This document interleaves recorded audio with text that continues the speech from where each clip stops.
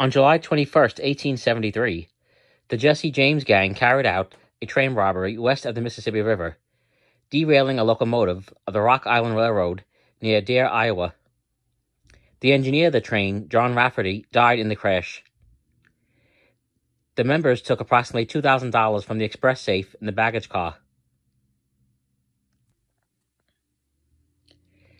On July 21st, 1873, 8 members of the Jesse James and Younger Brothers gang robbed the Chicago, Rock Island, and Pacific Railroad. It was night, and this would be the first attempt at stopping a moving train west of the Mississippi River.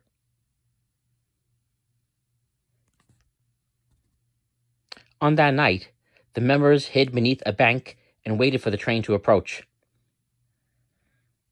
Although it was not planned, the group derailed the train, toppling it into the creek and killing the engineer, John Rafferty.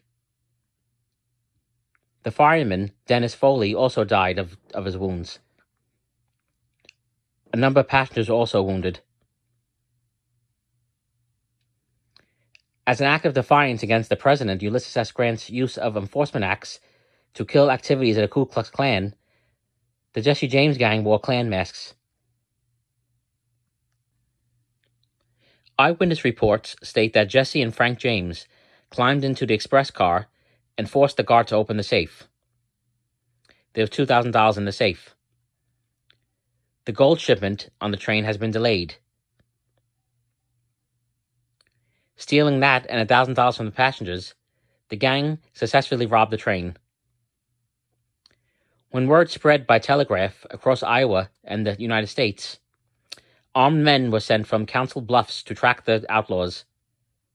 Jesse and the members of the gang split up once they reached Missouri and escaped. The governor offered a $10,000 reward for capture.